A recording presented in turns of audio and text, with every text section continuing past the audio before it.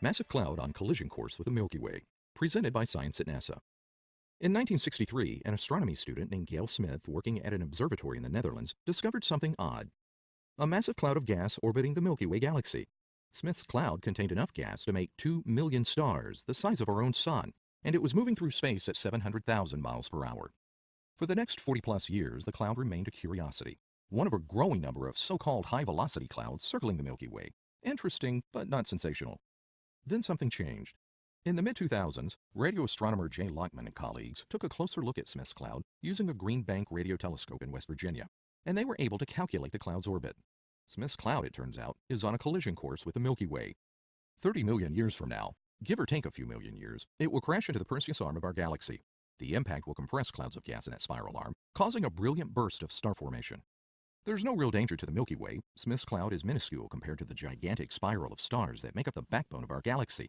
But the coming collision has sharply increased interest in Smith's cloud. Andrew Fox of the Space Telescope Science Institute says, "We don't fully understand the Smith's cloud's origin. There are two leading theories. One is that it was blown out of the Milky Way, perhaps by a cluster of supernova explosions. The other is that the Smith cloud is an extragalactic object that has been captured by the Milky Way."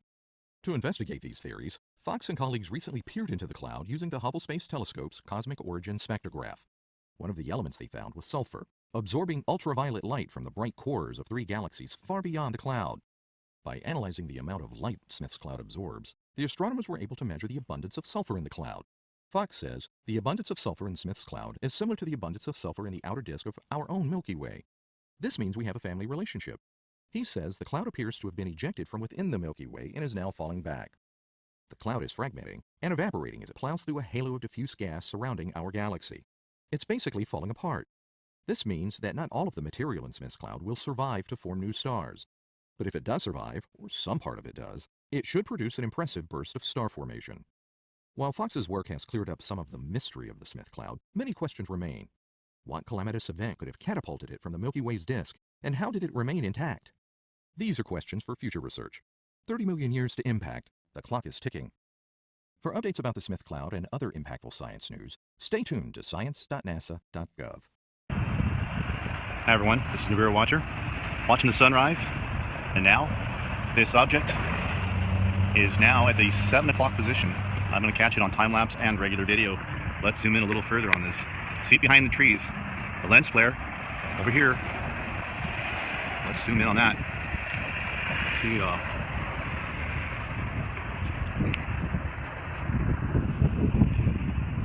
behind the trees.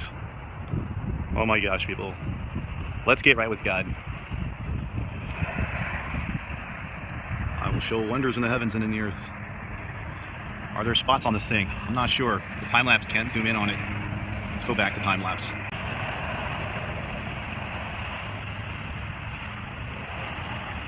Hi everyone, this is Nibiru Watcher, observing this second object. See the trees in the background? I've been catching this on time-lapse. See if I can see the trees blowing in the background. What is that object? Is it Nibiru or its moon? And that black object, maybe this, it couldn't be Nibiru, it's moving too fast around the sun. Or is it? Wow. Let's see that black object inside. It's almost the center of this second object. Let me zoom out a little bit. Now I'm going to leave it just like that, actually.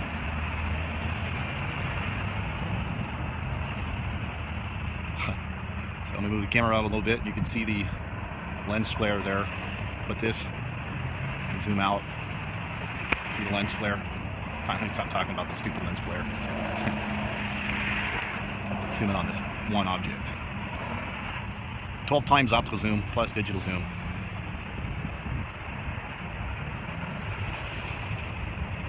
Appears moving closer to the sun and rotating definitely counterclockwise. They should be tracking it all throughout the day. So surprised that they're letting us see this with no chemtrails this time. Clearly you can see the pine needles in front of this object. If you say lens flare, well, I've already left my piece with that. See if I can zoom in just a hair better. I don't know if I can zoom in any better. Leave it alone.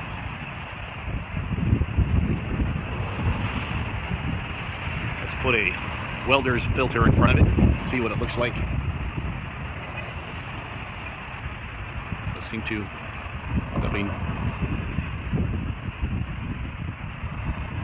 be too smooth of a round object to be a sun. It looked like Nemesis at first when it was low on the horizon, since it's been following up with the sun. It's almost as fast as the sun is moving. Actually, it must be moving faster.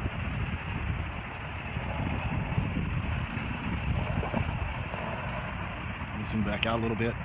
You can see our lens flare again here.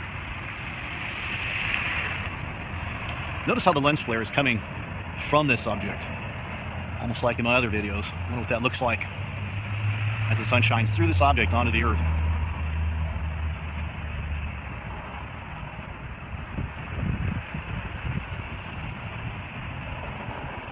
I'm going to go back to time-lapse mode.